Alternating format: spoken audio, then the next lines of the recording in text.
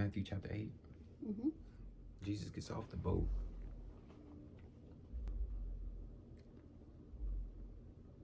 He's been like in the biggest storm of his life. Mm-hmm. And I know we get off and we be like, well, he tells the disciples, he chastises them, corrects them, like informs them, lets them know that like everything you've been on is wrong. Where is your faith?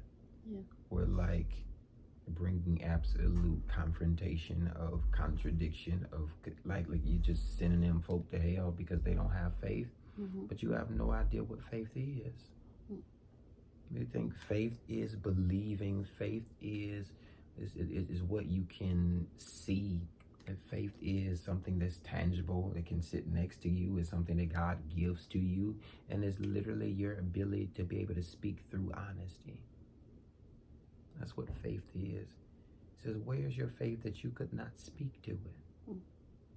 And they said, what manner of man that he could say that even the winds and the waves obey? And Jesus comes to the other side and gets off the boat.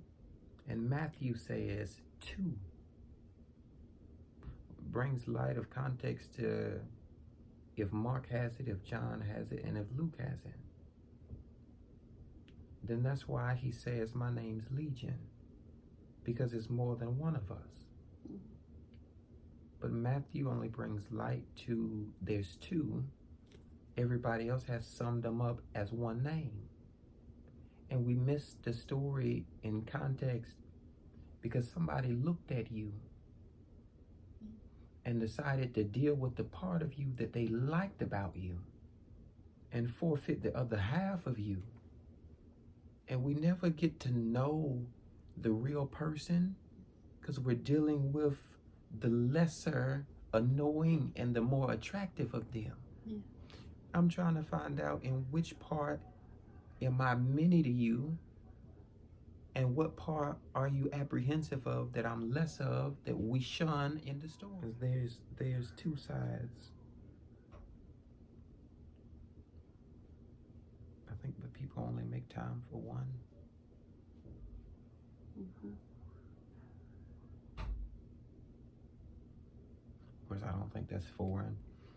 I don't think people are like doing it intentionally. I think it's something that like you have no real basis of like bias for.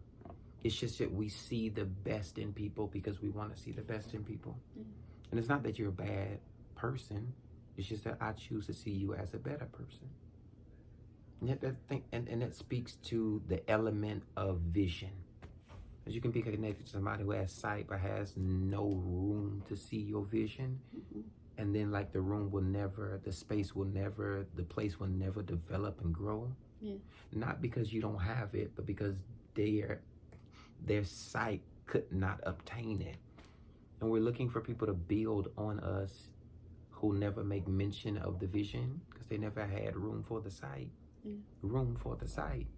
They never had room for the sight. Not being able to see it, but be able to manifest it, that you can build on it. Mm-hmm.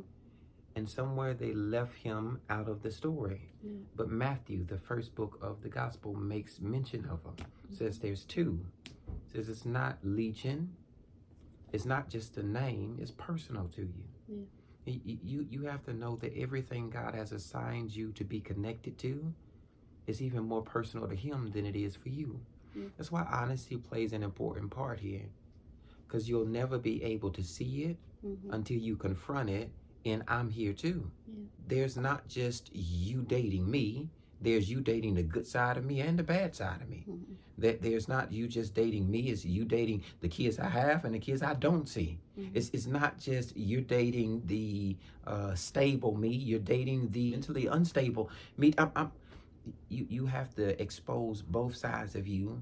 Because if somebody just read Mark, Luke, and John, they would miss part of you, but come back to the Matthew and be like, you lied to me. You didn't expose this side to me. Mm-hmm. You understand what I'm saying? Mm-hmm. It's not Legion. You can't sum it up.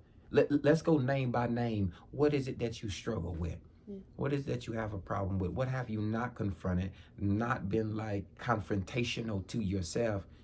What can't you speak on that still hinders you? What haven't you dealt with that still has you in the cave to it? Like late night, like text and calls and stuff, and we're trying to find out like why people don't trust you. Do you trust you? Why people leave and why people stay longer than what they should, exhaust more energy what they said that they would, or like we believe people would change, but you haven't even changed. Well, we believe people would be like having the worst for us, and they really don't. Where you have the worst for you. Well, you don't desire anything more than just average maintaining right here in not poverty and like the projects. But the problem is that you are a work in progress, but you become your own project in the projects.